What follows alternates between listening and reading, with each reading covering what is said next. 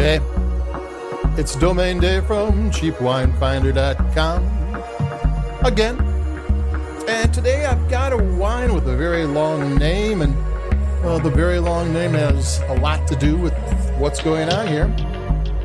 So let me grab the bottle so I don't miss anything. It's the Trader Joe's Platinum Reserve Diamond Mountain District Napa Valley Cabernet Sauvignon, Napa Valley 2017, Lot 92. Which is a long, long name there. And Lot 92 might mean something.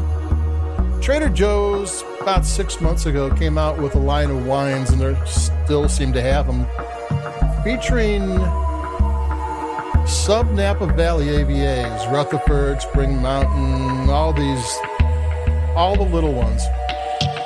And actually the most expensive ones. And in these Platinum Reserve Trader Joe's wines, and they all cost $14.99, which none of the regular retail offerings out of those areas do. And when I first saw them, most of them were 2019 vintages and released in 2020, 2019. No small AVA Napa wine's going to be a 2019 vintage. That's way too young. That's more like the wines they sell for $10, $12, where they turn around really fast. They make them in a way that the wine comes together quickly, not too much oak, not too much extraction of the grape, just everything that they can get it going and selling it quickly. And those wines were from some very high-end Napa growing regions. And were they, $60 wines selling for $14.99? No, not quite. They were made in the exact same way that a $12 Cabernet from Central Coast is made. Not that that's a bad wine. And not that these wines were bad, because they were interesting. You're getting these bright, fruit-forward wines from growing regions you never see in this price range. And that's totally cool. I mean, that's fun. It's well worth $14.99. It's $12 for a Monterey or a Mendocino. You're getting Rutherford, you're getting Spring Mountain, you're getting Oakville. It's kind of fun. But here's where the Diamond Mountain District comes in. This is a 2017, and I think this was released last September of 2020, which gives this one 3 years of aging. The 2019 releases, probably whoever made them got grapes or freshly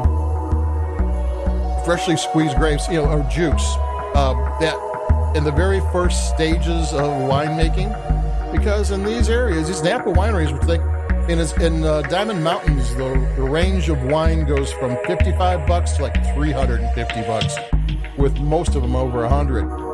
They're not selling wine for $15, and they don't really want to sell them. The producers are making it for $15.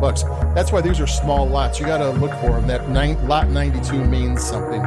There might be a different lot that's coming from someplace else, made by somebody else. So the 2019 vintages aren't made like a typical Napa wine. They're made like a typical $12 wine. This Diamond Mountain District with 3 years of age, which I think is 3 years of age, it's hard to find information about these wines. They always put the vintage date on wine, but they don't say when it's released. For cheap wine finders, we want to know, because we want a young wine to know it's still young, But when you're cellaring wine, it doesn't matter. You want the vintage date, so we don't get any of that. But a wine with 3 years of aging was made in a more complex style. It was made to age. It takes longer for it to come together. They might have done more extraction, do the fermentation at different temperatures, do processes that extract more of the grape's goodness, because the more there is, the longer it takes for them to smooth out and become a balanced wine. So 3 years is a decent amount of time. Now, it's not the $350 bottle. That's probably 5 years or something. But yeah, you get what you pay for with those things. So this one might be closer to a more expensive wine. And I have no idea. I mean, this could be a wine that's been sitting around in someplace for a while, and Trader Joe's got a hold of it. I'm going to take a sip.